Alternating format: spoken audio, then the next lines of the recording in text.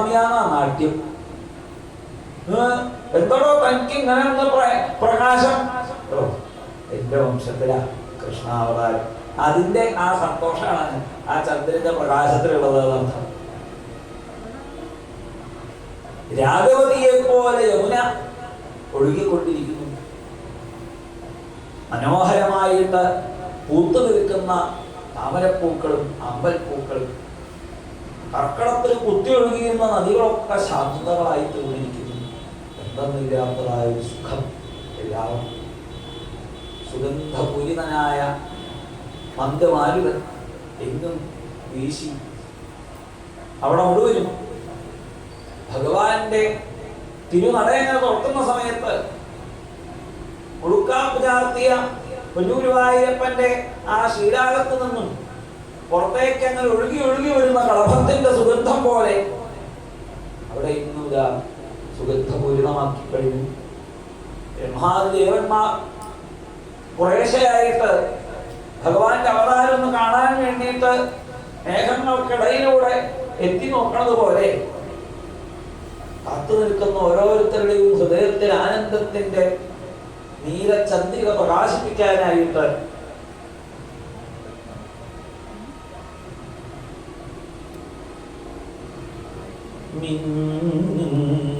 പൊന്നിൻ കിരീടം തരിവളകടകം കാഞ്ചി പൂഞ്ചേലമാല ധന്യശ്രീവത്സസത്കൗസ്തുഭമിടകലരം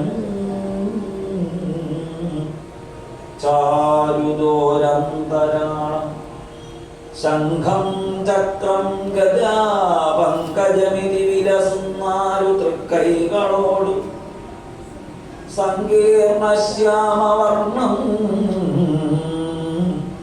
ഹരിവപുരമലം പൂരയേ മംഗളം.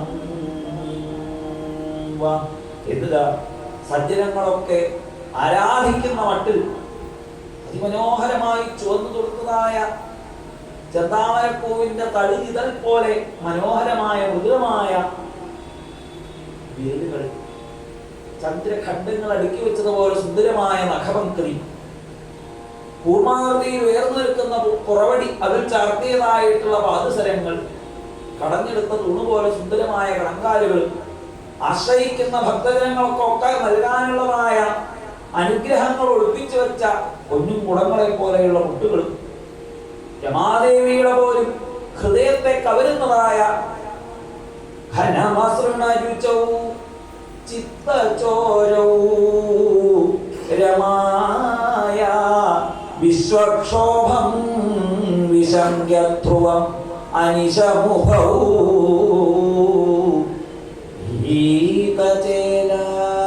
ഈകചേലാവൃതാംഗൗ എന്നിങ്ങനെയുള്ള അതിമനോഹരമായ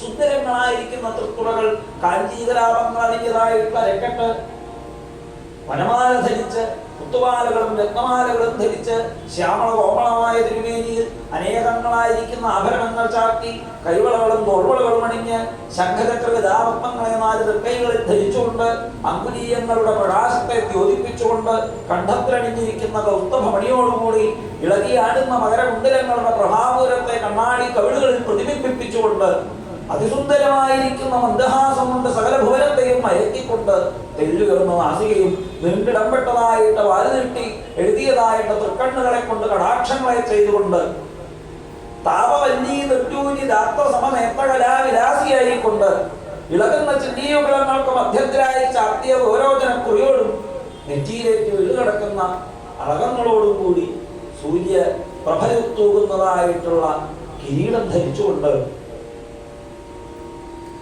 ഒരത്ഭുത ബാലകനായി ദേവകി വസുദേവന്മാരുടെ ചിത്തത്തിൽ ചന്ദ്രപ്രകാശം തൂങ്ങിക്കൊണ്ട് അവർ ഇത്രയും കാലം അനുഭവിച്ചതായിട്ടുള്ള സകല ക്ലേശങ്ങളും ഇല്ലാതെയാക്കുന്ന ശീതള കിരണങ്ങളെ പകരാനായിക്കൊണ്ട് യാതൊരു ഭഗവാനാണോ എന്ന് കംസന്റെ കാരാകാരത്തിൽ ആവിർഭൂതനായത് ആ ഒരു ഗുരുവായൂരപ്പൻ നമ്മയും അനുഗ്രഹിക്കണേ എന്ന് നമുക്ക് ആ ഗുരുഗോവിന്ദപുരാധീശനെ ആശ്രയിക്കാം.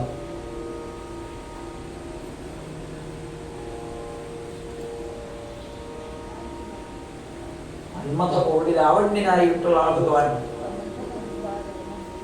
ആരുടെയും ചിത്തത്തെ ചോരണം ചെയ്യാൻ കഴിവുള്ള ഭഗവാൻ, ഏതറിവില്ലാത്തവർക്കും തപസ്സില്ലാത്തവർക്കും വ്രതനിഷ്ഠയില്ലാത്തവർക്കും എന്നെ എടുക്കാൻ അറിവും വേണ്ട, ഇഷ്ടമോ എന്നോട് ഇഷ്ടമുണ്ടോ എന്നാ എന്നെ എടുക്കാം എന്നുള്ള ഭാവത്തിൽ ഇതാ അന്ന് ആവിർഭവിച്ചതായ ക്രീഡകൾ ചെയ്തതായ ആ പെണ്ണുണ്ണിക്കുട്ടനെ നമുക്ക് ഹൃദയം കൊണ്ട് സ്വീകരിക്കാൻ സാധിക്കണേ എന്നത് പ്രാർത്ഥിച്ച് അവതാരം